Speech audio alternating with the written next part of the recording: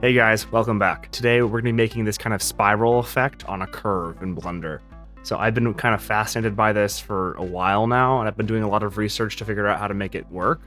It's been a long process. So I think this is going to be more of a complicated geometry nodes tutorial. It's going to be procedural Fibonacci spirals, essentially. Here's the reference, and mostly we're going for just this kind of shape. This is a harder tutorial, so feel free to bear with me. And of course, the project file will be on Patreon if you just want to make it easier for you and yourself. So I've been trying to do this, I would say, for a while now, and I've kind of found different ways, and mostly it involved kind of messing around with the vector rotate node and just kind of seeing how that works.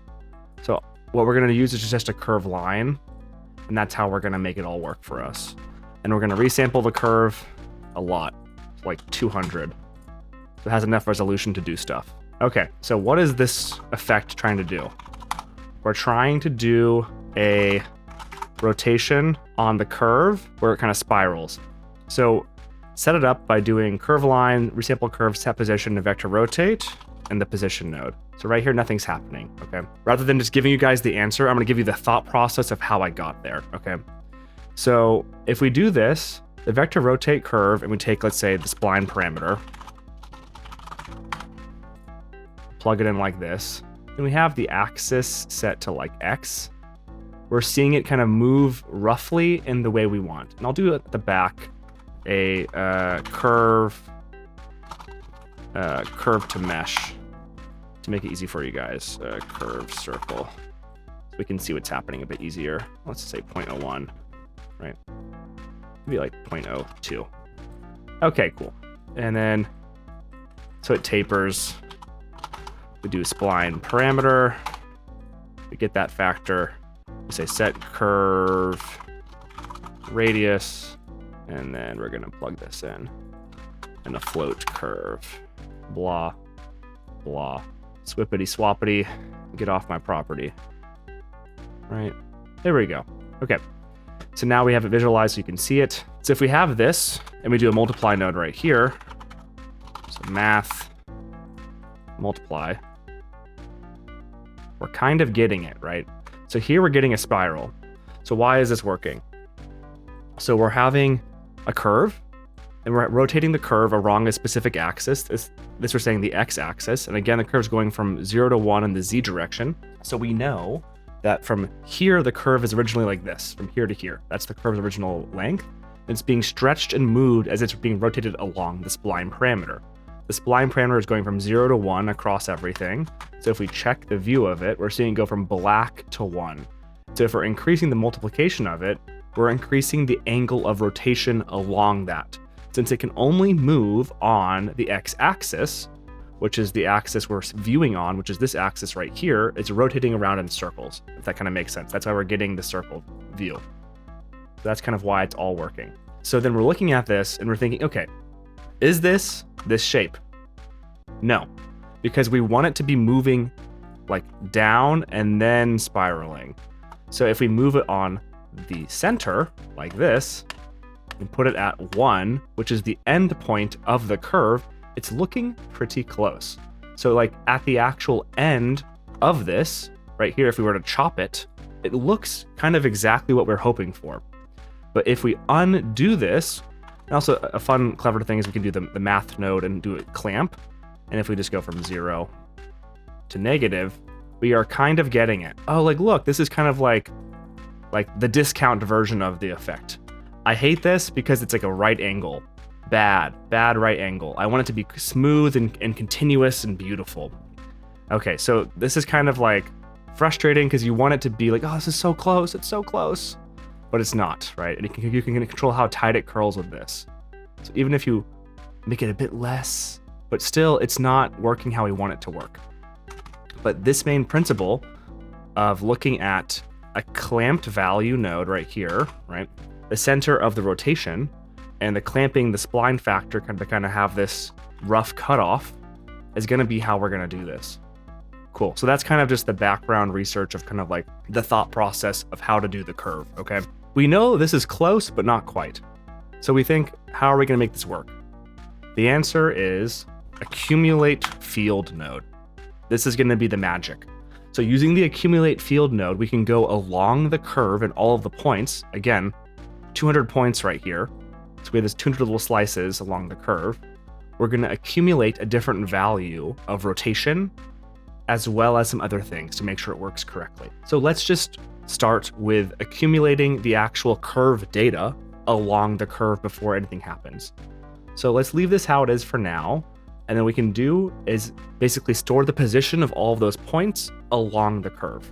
So how are we going to do that?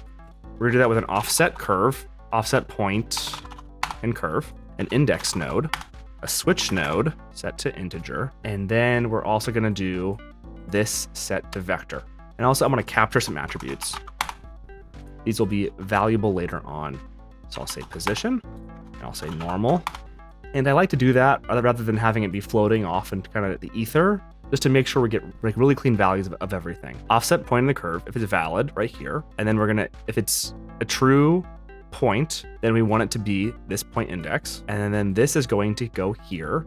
So now we have along the curve, essentially an offset by 1, and we're also getting the index of everything. So the magic of this, we're gonna go -1 here, and the position comes in here. So now we have an accumulated field of the position of every point inside this curve. That's what this is right here. Then what we're going to want to do is we're going to want to find the position of the curve comparatively for all of these points. So we have, again, 200 points, and we want to know what is the actual leading value position of all of those points. So we're going to find like 200 different pieces of data right here. So if we do a vector math, we set it to subtract. What we're going to do is take the position again and then subtract the leading value. Again, think we have a point, let's say, like here and here, between these two kind of leading values. Let's zoom in a little bit. So if we take this point, let's say A and B, and we subtract the two, so if we take A minus B or whatever, right, we're going to get this vector going in that direction, I think. So that's how we're going to get these positional vectors. So now this should actually go here. Oops, my bad. Evaluate. Just kidding, guys. Made a mistake there. This should be evaluating at index. So we're getting the positional value, all of these things. So that means we're getting the index data of the points. The explanation of the accumulate field was still correct. I just misspoke on which node to put. So now we're doing the accumulate field again, right? And we're going to do evaluate on domain. We're going to be doing an index, popping these in. So now we know, and this also needs to be in the spline domain. Then again, the question is, what are we going to be summing up and accumulating? We're going to be pulling in a float, and it's going to be this value right here. So then, if we have this coming in, let's make it 1. We're now seeing it spiral out a bunch of times.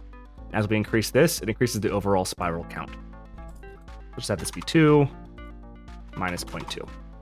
Nice. Now we also need to accumulate this again. And this time, we're just going to be accumulating all of this transformation across every single point. So we're doing vector and piping this into the position. And now we're seeing this explode out and kind of do this recursive rotation across everything. And if we change the center of rotation to be the normal, it should start working. Here we are. You can see that. And now it is working how we were hoping for. So here we go. Now we got it working. So let's look over this one more time to make sure you can kind of see how this is working. So if we started at 0, we get this nice curve. We'll say 1. It's gonna be really tight. Let's say 0.5, open it up. So now we have these parameters to kind of control the overall look of this spiral. You might be thinking to yourself, do we really need to have this switch and this kind of offset? The answer is yes, because the offset lets us start off at the actual 0th index. So remember, index is off 0, so -1 will then bring us at the 0. So the 0 index will still be being transformed. If you just took this position data rather than this one, it's going to explode it out, and it's not looking correct. So we could kind of control this too, similarly. You pulled this in and change things around, but the reality is this is the way we're going to have the curve length stay the same regardless of the effect. So we want to have it stay at one kind of overall, one unit, because that's the one unit on the z-axis is what we want. So looking at this again, what are we doing? We're using a vector rotate node and two different accumulate field nodes to control the rotation. One is adding up the angle of rotation across the factor for every single point on that curve. The other one is accumulating those rotations across every single axis. Then the second accumulate field is accumulating all of those rotations again to go into that set position node. And then what we're doing is we're evaluating all of the points positions by using an evaluate at index node with this offset points and curve to make sure we're able to get that origin point. Then in order to get every single point's position, basically we're taking the position of all the different points and we're offsetting it by one, so we can always have two reference points to find the difference between the two and find that positional data, which is right here. So we have that curve. Then we can control how much the curve is spiraled up by using a clamped math node on that factor. To animate it really quickly so you can kind of see, let's set it to 60 FPS because that's how many frames I want to use. Let's do the 3-second animation. Scene time. You guys have seen this a million times. Oops. And you guys have seen this a bunch of times. I'm sure you're familiar with this. Divide it by number of frames. Float curve. Blah, blah, blah. And we know we want it to start maybe at 0 and end at maybe minus 0.99. Minus 0.99. That way it's not completely straight. Even less, actually, maybe we can keep it there. So we probably ended at 8. Let's say 0.9. Great. Pull this back and forth. We do a map range node. And now we know it's going from 0 to 1 from this. And we want it to go from 0 to minus 0.9. So we go from minus 0.9 to 0. Yep. We're getting into spiral nice and well. Now we have the effect working. The next part of the tutorial will be about making sure we can get little spikies and make it look a bit more like a fern versus just a curve. So we have this curve to mesh data over here. And what we want to do is we want to instance on this probably some other stuff. But also what's nice too is we can lower the resolution of the curve. So we can say resample curve. So we have the high sample data. We have the high sample data back here to make sure we have the nice clean animation, right? So it's looking pretty good. So all of that positional data is good. And if we do set spline type, set it to NURBS, we can actually have really fairly small sample count, maybe like 50. And it looks pretty good. So if we said Bezier, we're gonna have those sharp jaggies, but NURBS will interpolate the curve differently and have really clean spiral at a low resolution. So essentially we went from 200 to 50, and that's gonna be a really nice way of working with it. So now what we wanna do is probably instance some little spikies or little like hairs or little hairs along the curve. And we can do that pretty easily by taking this mesh data, maybe lowering it to like 16, maybe even like 15, and then say mesh to points. And now we have this point data, 0.01, 0.001. There we go. Let's say on the faces. Nice. So all these different points along the faces can be how we get our little curvies. And one thing too, after looking at just the curve data, we're seeing right here this little tail that's not looking correct. So what we can do is a trim curve right beforehand. And just chop that off. Like just the tiniest bit. So 0.98 maybe. There we go. Now it looks really clean.